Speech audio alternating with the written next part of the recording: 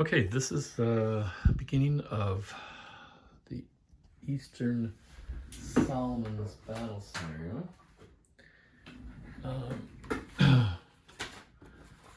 gonna pull this up to give you an idea of what it looks like. Set up. This is not battle scenario 4, and it says playing time 2 hours. Thinking that it'll probably be less than that, but we'll see. Using map A extended, that's the single map that gives you a chance to play quite a few of the historical battles in this area without pulling out the A or B or both.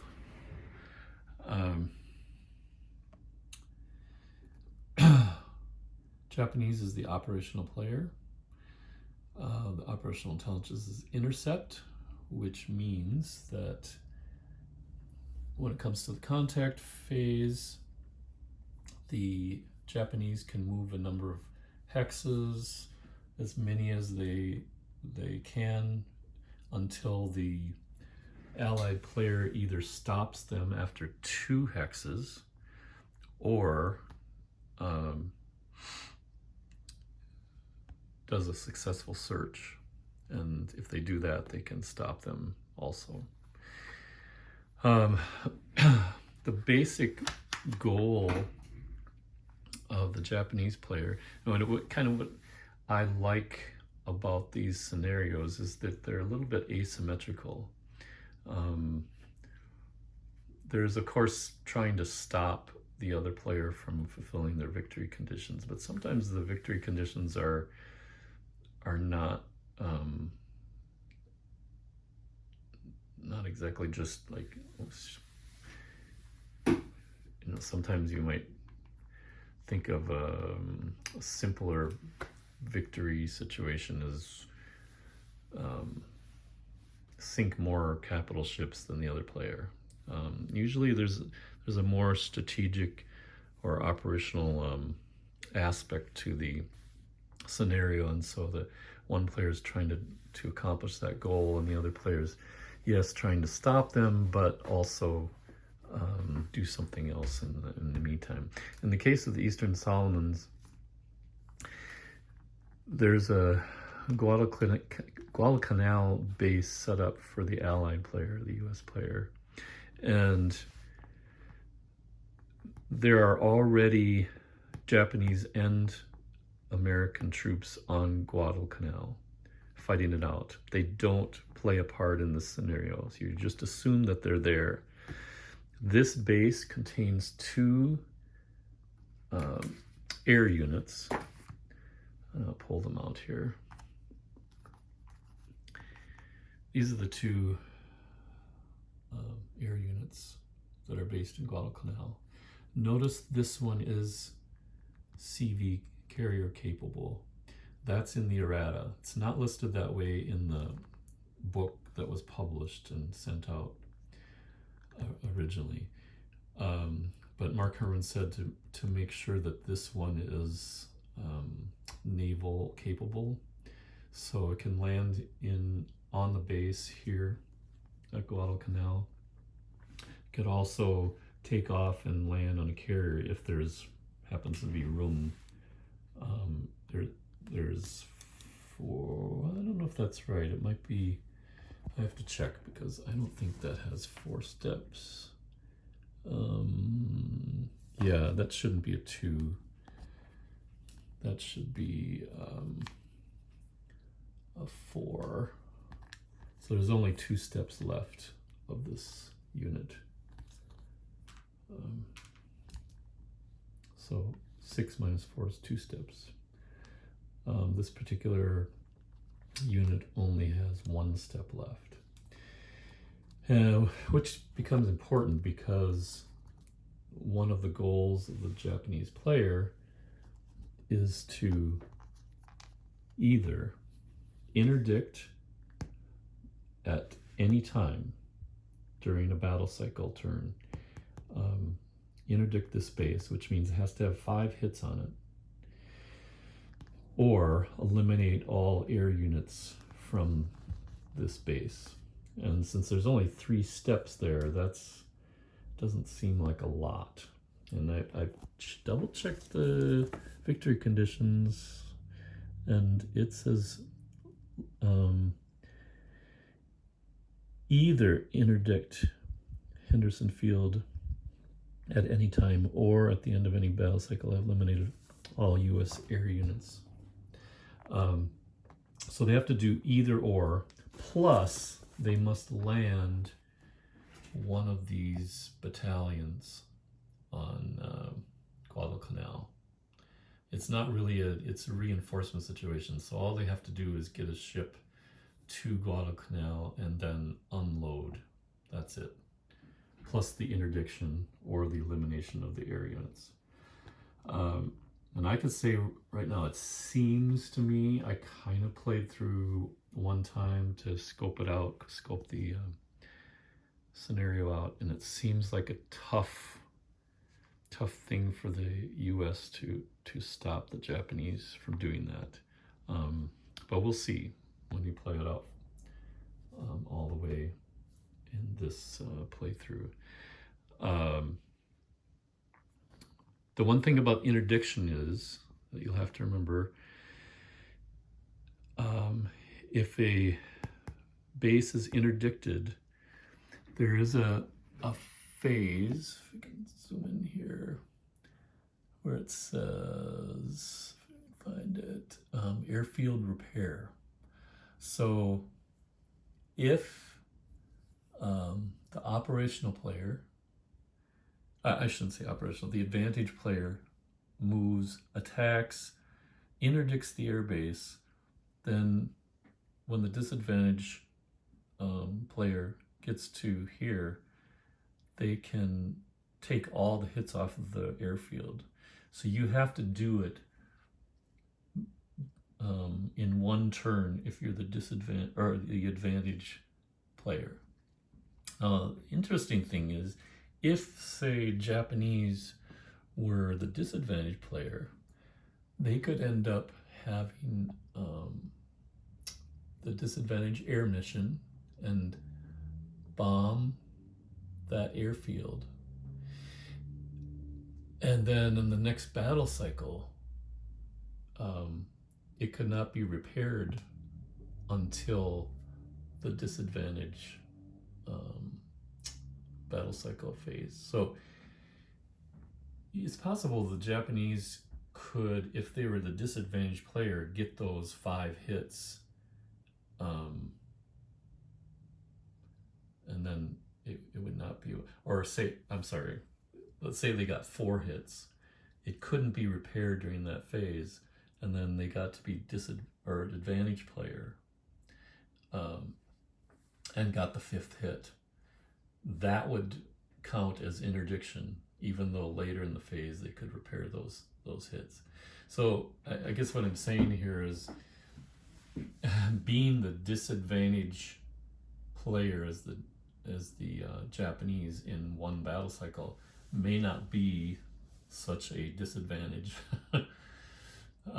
because they could get, say, 3 hits on an airfield and then turn around the next battle cycle, win the advantage, get 2 more hits, and then that would be an interdiction, and that would count. So that'll be interesting as that plays out. Again, another reason to like this game so much is because of the variety and what can happen within a battle cycle, and also from battle cycle to battle cycle, both because of not knowing who's the disadvantage or advantage player is going to be, but also because of the daylight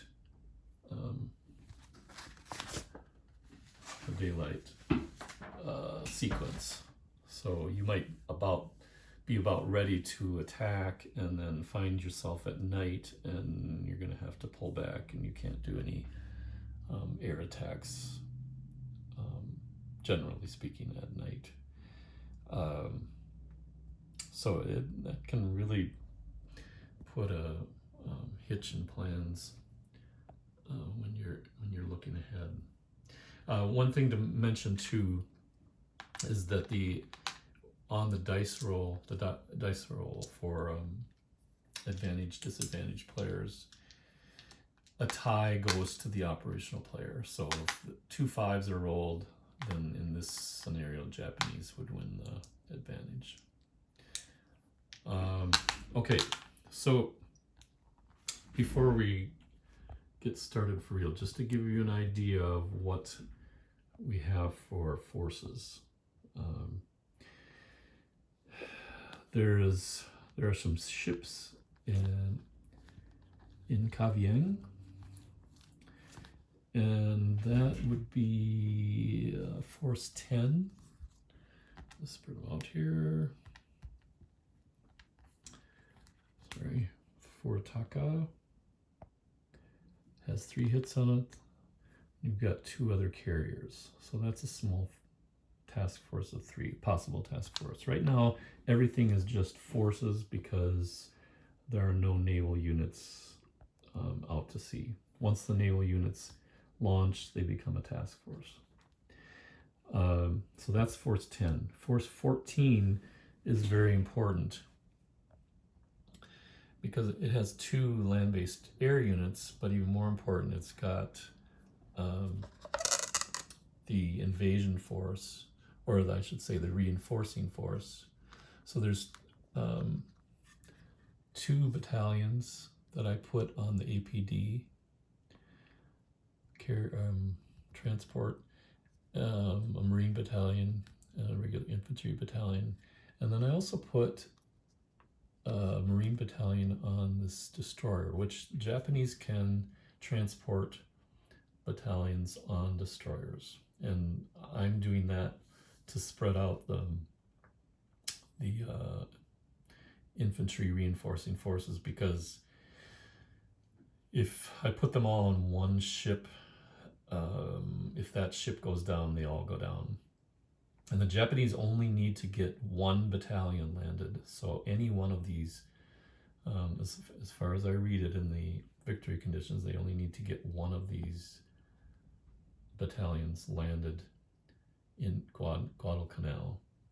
And that's half of their victory condition. The other half is the interdiction of the base, or eliminating all the air units.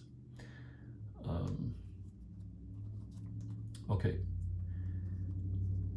One thing I noticed in setting this up, if you take a look at the air units that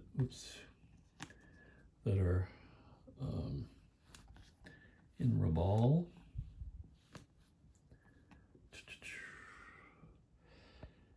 notice the red number right below the left wing. That is the range of each of these units. For this T tactical bomber, it's 16. So you have to be able to get back to a base. It doesn't necessarily have to be the same base you left, but most of the time it's going to be that. So 8 out and 8 back. It can't go 13 out and hope for the best. It's going to land in the sea. So you have to be able to get back. So 8 hexes, if you take a look at here, from Rabaul to Guadalcanal, 1, 2, 3, 4, 5, 6, no problem. Unfortunately, this unit has a range of 10, so it cannot reach Guadalcanal. So it's only going to be defensive purposes, or if for some strange reason the U.S. player gets close enough with its task forces, but I doubt that that's going to be used very much in this scenario. Okay. Also notice, just again to highlight some differences, the Japanese and Allied units. So get these back. Let's take a look at a carrier plane unit for each. Okay. Biggest difference you can see with the levels, most of all the ships, the carriers, except the light carrier for Japanese, are level 2, and you can see the difference between level 2 and level 1 for factors, especially naval. There's 8 factors that the Japanese unit can attack with against ships, and only 6 with the US. But another thing that's huge, now I should mention too that the Wasp is part of this action, or could be part of this action, and Wasp has an upgraded plane formation. Notice they're even now at level 2, a little bit better than the Japanese plane formation, because they have 8 for anti-air as opposed to 7 Japanese. So, and the naval and the land attacks are the same as Japanese. So as the war progressed, the US got better planes. Here's the caveat though. Notice the range for Japanese air is 8. So you could go 4 out and 4 back. That's quite a bit of advantage when you see the US has kind of an awkward odd number of 7. So even though you could go 4 out, you'd have to come back 3, and that you basically are limited to 3 out, 3 back, unless for some reason you were able to go out 4 and come back 3 to another, either a land base or another aircraft carrier that had room that was closer. And the thing is, with this game, you can move your air during your turn, whether it's disadvantage or advantage phase, but the actual air mission, advantage air mission, and the disadvantage air mission happen after movement. In other words, the task forces move, and then there's going to be an air attack or an airstrike. So it's not like you can move, you can take your planes out on an airstrike, move your naval units, and then they're going to be closer, so they can have a little bit farther range for the air mission. That's not going to work. So basically the US is limited to 3 hexes out. And to kind of finish up the introduction to this scenario, just to show you what the Allied player, the US player, is up against.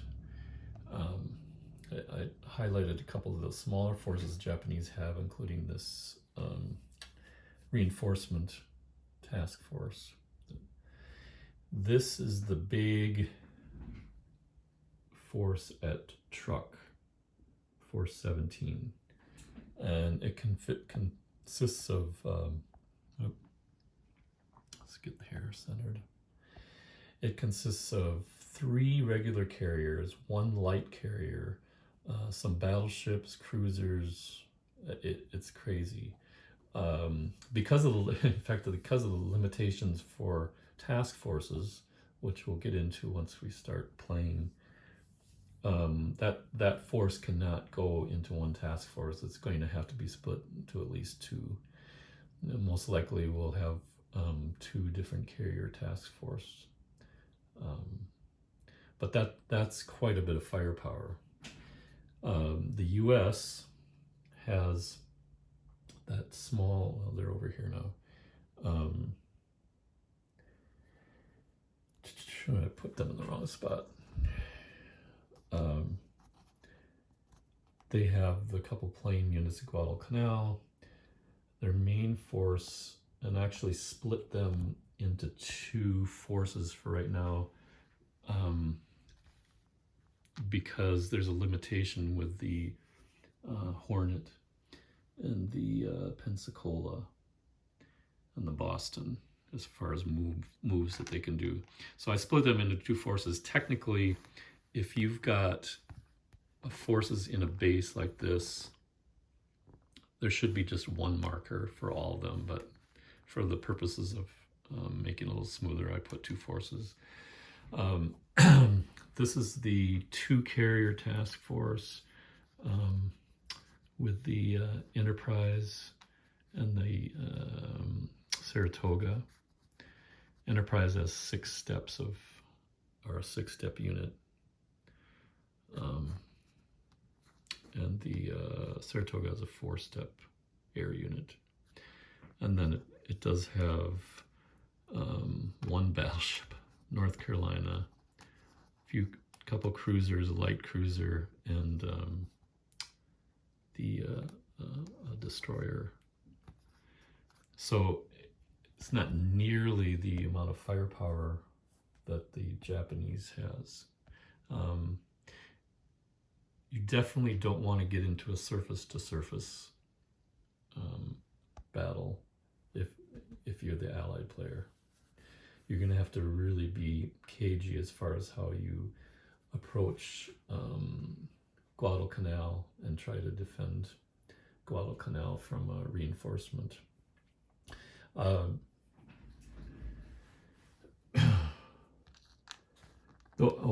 I wanted to get into the limitations of Hornet. Or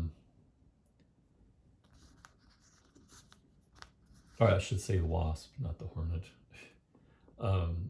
Wasp is an upgraded carrier, except only has 4 hits on it though. But it has a better air unit. But the trick is this force, these 3 ships, cannot move past 5 hexes away from their starting point. 1, 2, 3, 4, 5. Can't go past here until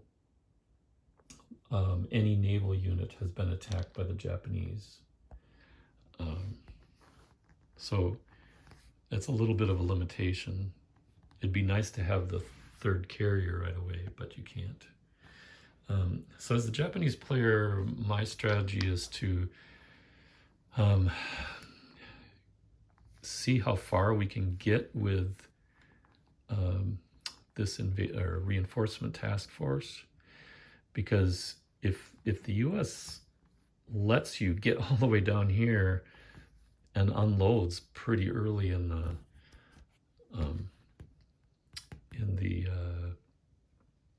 the game, that's going to be 3/4 of the battle, because I think it's going to be pretty easy, or at least easier, for the Japanese to interdict this base or kill off those 2 small air units there that are based in Guadalcanal. So with the Japanese player, I just want to go travel along here and to stay on this side of Guadalcanal, throw all the carrier attacks we can into the base, and see how quickly we can get down. It may be dicey trying to push this in without waiting for the carriers first, but we'll see. It all depends on how the U.S. reacts to the Japanese movement. I don't think the U.S. can allow this force to get very far. If it does, if it gets within 2 hexes, that means if the Japanese won the first battle cycle up here, they could unload in the first turn. So it'll be interesting to see how far the U.S. lets them go. On the other hand, if you don't allow, say, 3-4 hex movement to here, the US can't get very far, because if the Japanese moves 3 hexes only, the US is only going to be able to get to here. So we'll see. But that's kind of the setup for the scenario, and we'll get started in the next video. Thanks. I just wanted to add something quick to the scenario overview that's kind of important.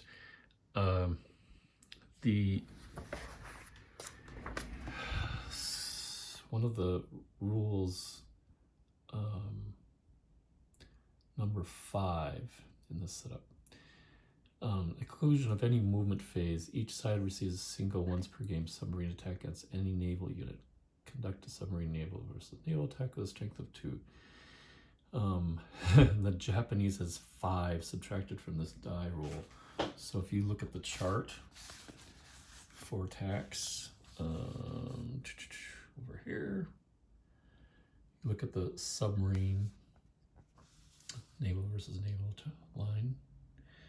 So it's a strength of 2. There's 2. There's the die rolls, possible die rolls. So the US has 1 sub attack, and they basically have a 30% chance of getting a hit on something. If you go down to here, you have a 10% chance of getting 2 hits on a unit, on a naval unit, and then 1 hit for a 1 or 2 roll. But Japanese, same strength, but they get 5 subtracted from the die roll. So that means on a 5 or less, they're going to get 2 hits on a naval unit. They only need a 7 or less. 7 minus 5 is 2, so they have 80% chance of getting at least 1 hit on the US naval unit. Plus, the critical hit roll is, I think they said 3, add 3 to any critical hit. And in critical hits, you actually want a high roll. So that means if you add 3, you have a 70% chance of getting a critical hit. And actually, so let's see, 30% chance, because if you roll, actually 40% chance of getting 3 more hits. That's crazy. I don't know, the US is going to have a tough job. My guess is, since they don't say anything about searching, that you can basically pick, just says any naval unit. So I'm guessing, since the subs are out there searching, you could just pick the best, pick the one you want to get the most. And for the US, it's going to be one of the troop carriers. And since, well, there's 6 hits possible on that one, and let's see, 6 hits on that. So it would take 6 hits to sink one of those, but still, at least get a head start.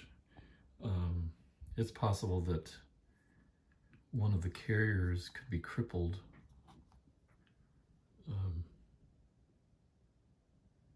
Or sunk before they even get going. That's crazy. But it's part of the rules, and I assume it could be any unit, whether that's been found or not. I hope I'm reading that right. It seems crazy, but there it is. The other part I didn't highlight too is the Allies have to prevent the Japanese from doing their 2 victory conditions. That is unloading a battalion in Guadalcanal and then interdicting the base or eliminating the air units, those 2 parts. They have to prevent that, and they have to eliminate more capital ships than they lose. And that can mean 10 Japanese non-capital ship hits equal one sunk capital ship. So if you get 10 hits on various Japanese units, that will count as one capital ship sunk. So it's not just having to go after the big carriers, depending on what you find in your searches. So that should complete the intro to the Eastern Solomon scenario. We'll see you on the first turn. Okay, I had wanted to go step by step into the contact phase, but I'll explain what happened. Had a problem with the video. So here's how we got to this. This is the position after the two contact phases. The Japanese is the operational player, and it's intercept. So they moved, ended up moving 5 hexes. The US player was not successful in finding this task force until their half of the contact phase. So they didn't stop them from going forward. They went 1, 2, 3, 4, 5. They let the Japanese player go 5 hexes before they stopped him. And each time the operational player moved a hex, they moved forward on this line, the naval movement track, and when it's in a gray spot, they move forward 1 day. And since they moved 5 hexes, they got 1 gray here, 1 gray here on hex 4, and then 5. So there's 2 days that have gone by in the contact phases. And then the reaction player goes forward. The reaction player does not mark days going by. It just shows you how many hexes they've gone, and then they have to stop when they get equal with the operational player. And so it ended up with this task force actually being detected during the US reaction movement, because each one of the hexes, let's go back to here, or let's not use it because it's too far away for searches for these 2 task forces. But these task forces were coming from these 2 bases. They can move 1, and then the US could search 1, 2, 3, 4, 5. They unsuccessful. The next one they can move, they can search again with the same unit. They can search for the same task force. Every time they move into a new hex in the contact phase movement, they can do a search for the same task force. They didn't discover it until the US did their reaction move. And so they got basically 5 searches to find that, and they did roll 1 eventually, finally. So that's where we're at the end of the contact phase part of the track. I didn't move any of the air units here. No need to. That's as far as they can go anyway. I did load this counts as ground movement, so I loaded the 2 ground units onto, or 3 ground units, 2 on 1 and 1 on the destroyer. And then we'll see, I'm playing that the submarine attack, that number 5 rule in this Eastern Solomon scenario. I'm playing that the sub attack is going to happen in a battle cycle movement phase. I think that's makes sense to me. I'm not sure if that's the way the rule was supposed to be interpreted, but we're going to do that. So the first movement phase that happens, we'll see if somebody wants to do a sub-attack. And I'm also assuming that you can go against any ship that's in the scenario. So that seemed maybe a little crazy. You can just pick whatever ship you want, but I guess the subs are doing their own thing. They're not connected to the searches for the other naval units or air units. So we'll pick it up on the first battle cycle, and notice that we're now here in the first lighting phase, and we're just going to continue doing the battle cycle over and over until we get to the end of the scenario. It'll be interesting to see if the U.S. can stop the Japanese player from fulfilling these victory conditions, because they definitely seem within reach. We'll see. See you next time. Okay, we're going to begin the battle cycles of Eastern Solomon scenario. Picking up, this is where we left off. The end of the contact phases.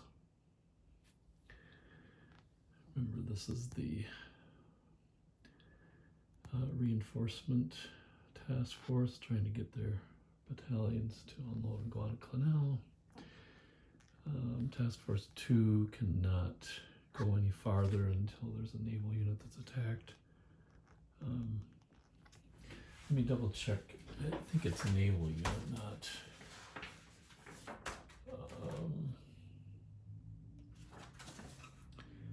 trying to see if it's naval unit or... yeah, Allied naval unit. So first thing we do is lighting phase, and Japanese player can decide to put for which phase they want to go to, or if they don't, it'll be random. And I think given the first goal is to unload, I'm going to let it be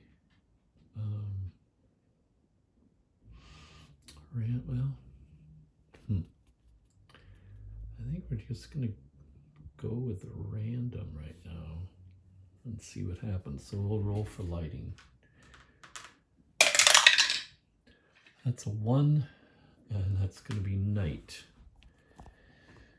So we have a night phase. And then we're going to move next to the advantage determination. So we roll both dice. And it's a 6 for US and 3 for Japanese, so the US gets to go first. And now it's advantage movement phase.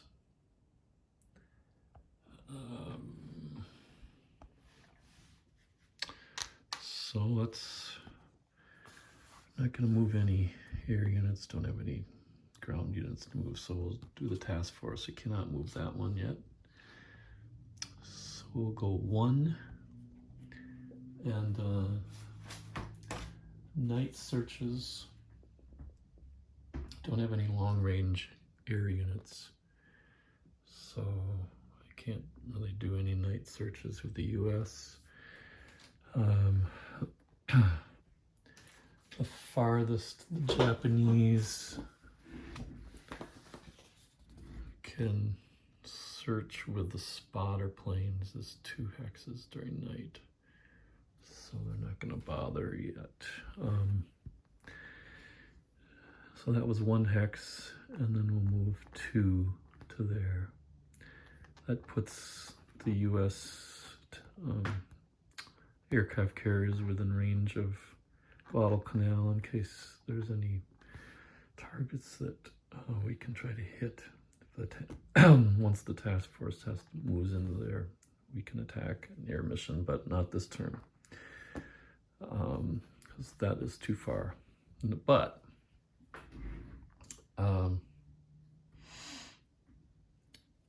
since the next phase is air missions,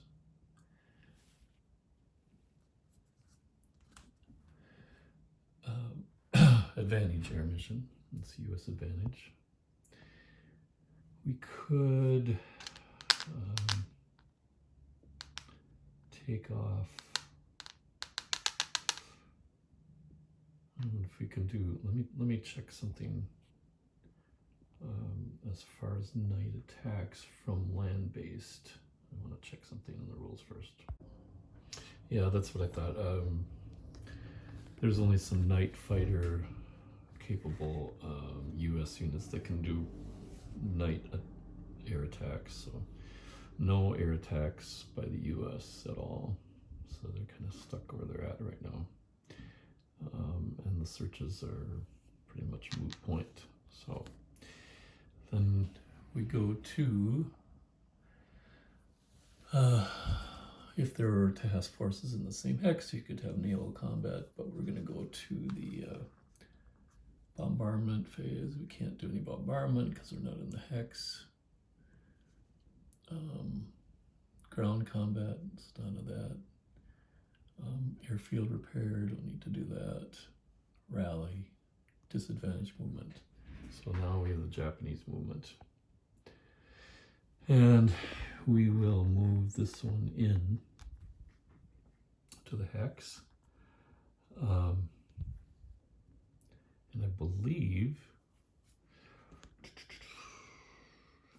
I think we can unload in the ground phase. So we'll move the other task force here. That's one. And these two will move one each.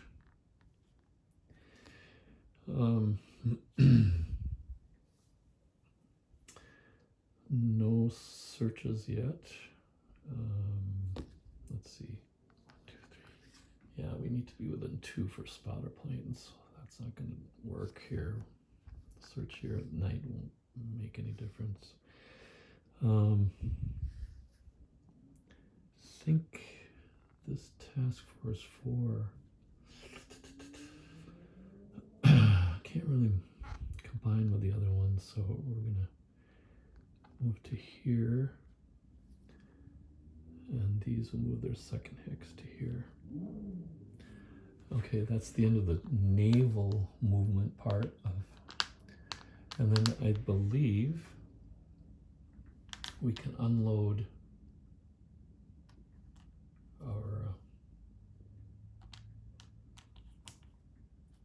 our battalions into Guadalcanal.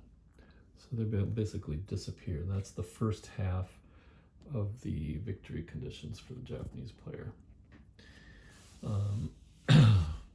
It's interesting, I did the night, or we ended up in the night lighting randomly, but in retrospect it probably would have made sense to just do night, choose the night so I could have it for sure, because if it was daytime there could have been some attacks by the US land-based air in Guadalcanal on that reinforcing task force. So it probably would have been smart to just choose the night one right away. But by chance, we got the night lighting condition anyway. So and I'm pretty sure that is definitely the way that happens. You can do the, as far as movement, you do all the task forces first, and then you can do the ground movement, and basically move the ships in and then unload And since there's really no, since there's already units there, it's not considered an invasion. So you're basically transporting and reinforcing. So now there's a battle cycle marker that you would normally use with ground units because there's only so many battle cycles that they can do in the 28 days or 21 days, but in this case it's not going to really matter because they're just unloading. That's all they're going to do. Okay, so we did our movement. Disadvantage air mission phase. At night we're not able to do any night air missions to a base. We could have level 2 naval units do air attacks on task forces, but there's nothing within range. So, and we haven't detected any U.S. task forces yet. So that really pretty much ends the. We're not going to deactivate anybody. Detection removal. So this is now flipped.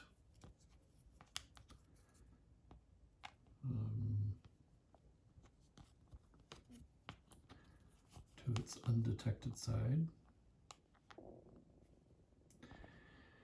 And that's the end of the first battle cycle. Final step is to adjust the day marker, and you simply go forward 2 days. So we're on day 4, and then this goes back to the beginning, and we're on the lighting phase.